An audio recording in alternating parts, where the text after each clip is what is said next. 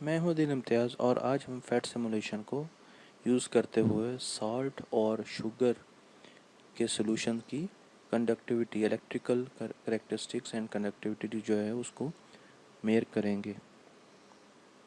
इसके लिए जो हमारे पास डैशबोर्ड है उसमें आपको नज़र आ रहा है कि एक मेरे पास रेजरवायर है, पानी का बीकर है और उसमें दो टैब्स हैं, एक पानी डालने के लिए और दूसरा पानी को ड्रेन करने के लिए। उसके साथ मेरे पास एक वेपोरेटर है कि जिससे मैं पानी को निकाल सकता हूँ, पर इसमें सॉल्ट की कंसंट्रेशन जो है वो कम नहीं होगी। यहाँ पर हमारे पास सॉल्ट और शुगर दो ऑप्शन हैं जो भी हम पानी में डालना चाहें, और उसके साथ साथ मेरे पास एक ग्राफ है जिसमें सॉल्ट और शुगर की कंसंट्रेशन जो है वो दिखाई जाएगी।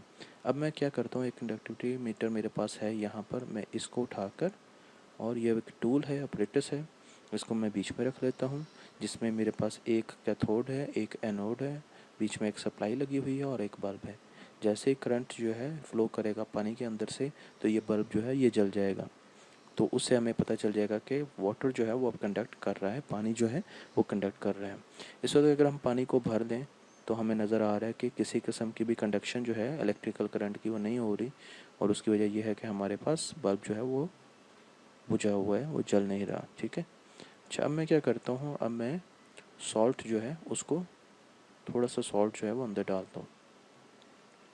जैसे मैंने सॉल्ट अंदर डालना शुरू किया तो आपने देखा कि करंट जो है वो फ्लो करना शुरू किया, और आपको नज़र आ रहा है कि बल्ब जो है वो लाइट देना शुरू कर दिया है उसने। अगर आप कंसंट्रेशन देखें तो 1.51 मोल पर लीटर जो है वो सॉल्ट की कंसंट्रेशन जो है वो हो चुकी है।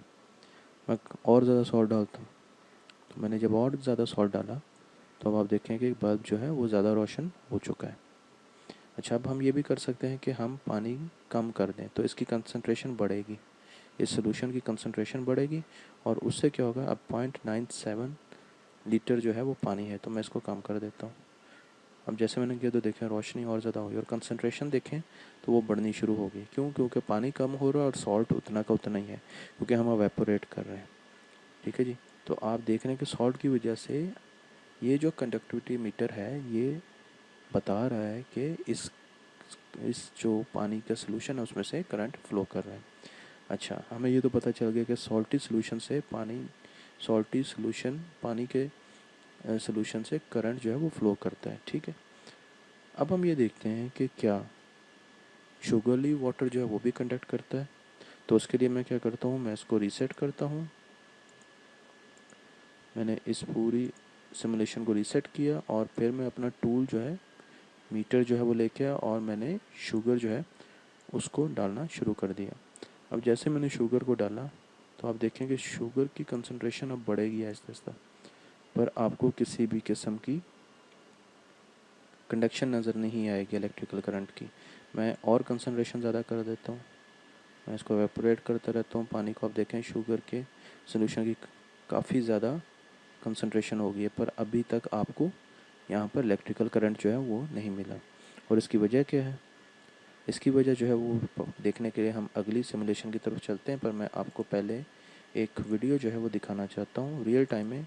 ये एक वीडियो है रियल टाइम में। मैं इसकी आवाज़ जो है वो कम कर देता हूँ, और अब आप देख सकते हैं कि पानी जो है वो इसमें डाला जा रहा है, और जब ये पानी डालेंगे और उसके बाद इलेक्ट्रोड इसमें प्लेस करेंगे, देखिए ये हमारे पास एक इलेक्ट्रिक बल्ब है जिसकी सप्लाई हम दे चुके हैं, और दूसरी वायर जो है वो इलेक्ट्रोड के ज़रिए पानी में है। इसी तरीके से ये भी एक इलेक्ट्रोड है, ये भी पानी में होगा। इसको पानी में डालेंगे और फिर उसके साथ सॉल्ट जो है वो इस पानी में ऐड करेंगे।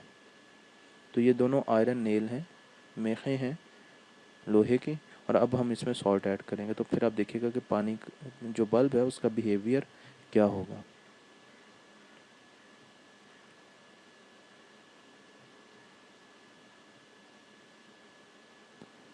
अब आप देखें कि जैसे ही पानी इन्होंने डाला है तो बल्ब जो है वो जलना शुरू हो गया। और अगर आप यहाँ पर देखें तो आपको थोड़ा सा रिएक्शन जो है वो इलेक्ट्रोड्स की टिप पे रिएक्शन होता हुआ भी नज़र आएगा।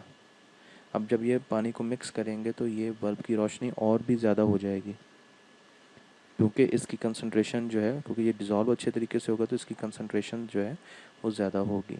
अभी आपको पानी में नमक काफ़ी नज़र आ रहा है, तो जैसे जैसे पानी इसमें नमक इसमें डिज़ोल्व होगा तो NaCl कि जो आयंस है वो अलग अलग हो जाएंगे। सोडियम और क्लोराइड के आयंस अलग होंगे, रिएक्टिविटी सिस्टम की बढ़ेगी और साथ साथ जो है इसकी कंसंट्रेशन जो है वो भी बढ़ेगी। तो ये आपने रियल टाइम एक्सपेरिमेंट देखा। मैं दोबारा अब आपको सिमुलेशन में लेके जाता हूँ और हम उसमें देखते हैं कि एक्चुअली हो क्या रहा है। अगर हम मॉलिक्यूलर लेवल पे देखें तो सोडियम को जब हम पानी में डालते हैं तो सोडियम किससे बना होता है? NaCl। ग्रीन कलर का क्लोराइड का एटम है और पिंक कलर का सोडियम का है। तो NaCl जो है वो आयनिक बॉन्ड होता है, इसमें आयनिक बॉन्ड है। तो जैसे हम पानी में इसको डालते हैं तो जो आयनिक बॉन्ड है वो टूट जाता है और ये आयंस में कन्वर्ट हो जाता है। सोडियम जो है वो पॉजिटिव, देखें यहाँ पर पॉजिटिव आयन में बन गया और क्लोराइड जो है वो नेगेटिव आयन में। अब जब पॉजिटिव और नेगेटिव आयन अलग अलग हो जाते हैं और मैं इसमें और डालता हूँ तो ये काफ़ी ज़्यादा रिएक्टिव, इसकी रिएक्टिविटी जो है वो बढ़ जाती है क्योंकि, और इसकी कंसंट्रेशन भी बढ़ेगी। तो अब क्या होगा, जब मैं इलेक्ट्रोड डाल के इसके अंदर दो और इसको बाइसिंग दूंगा या वोल्टेजेस दूंगा, पोटेंशियल डिफरेंस दूंगा, तो आयंस के थ्रू जब करंट फ्लो करना शुरू हो जाएगा। क्यों? क्योंकि इस आयन के पास जो इलेक्ट्रॉन है वो नहीं है और इसके पास जो है, इस आयन के पास इलेक्ट्रॉन नहीं है सोडियम के पास, और इसके पास इजाफी इलेक्ट्रॉन है क्लोरीन के पास। तो आयनिक बॉन्ड होने की वजह से करंट जो है वो फ्लो करना शुरू कर देता है, जो हमने देखा है। पर अगर हम यही चीज़ जो है वो देखें सुक्रोज में या शुगर में, शुगर का फॉर्मूला क्या है जी? C12H12O11 sucrose. ठीक है, अब मैं इसको डालता हूँ। अगर आप इसको देखें तो हाइड्रोजन जो है वो पहले ग्रुप में है, कार्बन और ऑक्सीजन जो है वो आखिरी ग्रुप्स में है। ठीक है जी, ये नॉन मेटल के ग्रुप में है और हाइड्रोजन जो है वो मेटल के है, ये भी नॉन मेटल ही। ठीक है जी, तो ये जो है हमारे पास यहाँ पर इन पे प्रोडक्ट टेबल पे भी दिखाया गया है। इसी तरह आप सोडियम का देख सकते हैं तो उसको भी प्रोडक्ट टेबल में देख सकते हैं। तो अब मैं क्या करता हूँ जी, मैं शुगर को दोबारा इसमें डालता हूँ। अब क्या शुगर के मॉलिक्यूल ब्रेक होंगे? अब देखें, शुगर के मॉलिक्यूल जो हैं वो ब्रेक नहीं हुए, बल्कि उन्होंने अपनी साख्त कायम रखी और उसकी वजह यह है कि ये कोवलेंट बॉन्डिंग है, पोलर कोवलेंट बॉन्डिंग है इनके बीच में। और कोवलेंट बॉन्डिंग की वजह से ये ब्रेकअप नहीं हुआ, आयंस में नहीं बदले, आयनिक बॉन्ड तो था नहीं। इस वजह से जब आयन नहीं है तो करंट जो है वो पानी में से गुजर नहीं सकता। तो ये जो चीज़ है ये इसको मुख्तलिफ करती है सॉल्ट से, और इस वजह से सॉल्ट जो है उसमें से करंट फ्लो कर जाता है और जो शुगरली वाटर है उसमें से करंट जो है वो फ्लो नहीं कर सकता, वो कंडक्टिव नहीं होता। अगर हम मॉलिक्यूलर लेवल पे चले जाएं तो आप देखें कि यहाँ पर मेरे पास पानी जो है वो आपको नज़र आ रहा है और पानी में पार्शली पॉजिटिव और नेगेटिव चार्ज होता है। देखें, पार्शली नेगेटिव चार्ज जो है वो ऑक्सीजन पे है जो रेड कलर की है, और आपके पास दो हाइड्रोजन, एक ऑक्सीजन और दो हाइड्रोजन H2 होता है ना। तो हाइड्रोजन के जो मॉलिक्यूल्स हैं वो वाइट कलर के हैं और पॉजिटिव हैं पार्शियली, ऑक्सीजन नेगेटिव है और रेड कलर के। तो अब मैं NaCl को इसमें डालता हूँ, ये देखिएगा अब ये क्या करेगा, ये ब्रेक कर देगा इसका, फ़ौरन उसने ब्रेक कर दिया। अब ब्रेक करने के साथ साथ क्या हुआ कि सोडियम जो है पॉजिटिव है, तो इसकी तरफ जो है रेड कलर के जो एटम है वो आएंगे।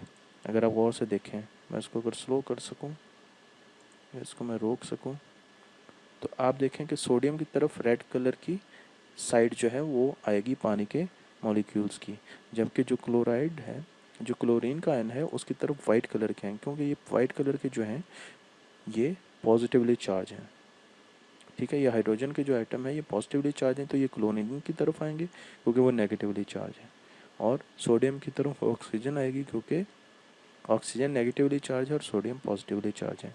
तो इस तरीके से जितने ज़्यादा ये होंगे सोडियम क्लोराइड के आयन्स अंदर, उस तरीके से पानी जो है वो टूटे, अपनी साख तो नहीं बदलेगा पर ओरिएंटेशन ज़रूर थोड़ी सी चेंज कर लेगा।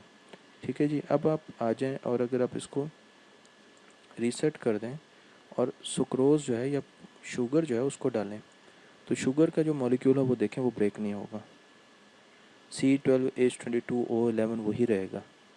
अब जब वो वही रहेगा तो उस वजह से ना तो उस पर कोई चार्ज डेवलप होगा क्योंकि आयनिक बॉन्ड तो टूटा नहीं, और ना ही करंट जो है वो फ्लो करेगा, और ना ही ये किसी भी किस्म की पानी की ओरिएंटेशन पे फ़र्क डालेगा। अगर आप 3D इसका शेप देखें तो स्पेसफुल स्पेस फिल जो ओरिएंटेशन है इसकी वो इस तरीके की है, C12H22O11, ठीक है। तो इसमें अगर आप देखें तो आपको हाइड्रोजन वाइट कलर का नज़र आ रहा है, अगर मैं सही कह रहा हूँ। ऑक्सीजन जो है वो रेड कलर का, और जो ग्रे है वो क्या है, वो आपको कार्बन नज़र आ रहा है, बिल्कुल। तो अगर इसको मैं बॉल एंड स्टिक यानी कोवलेंट बॉन्डिंग के फॉर्म में देखूं, तो अब आप देखें कि आपको कोवलेंट बॉन्डिंग जो है वो नज़र आ रही है।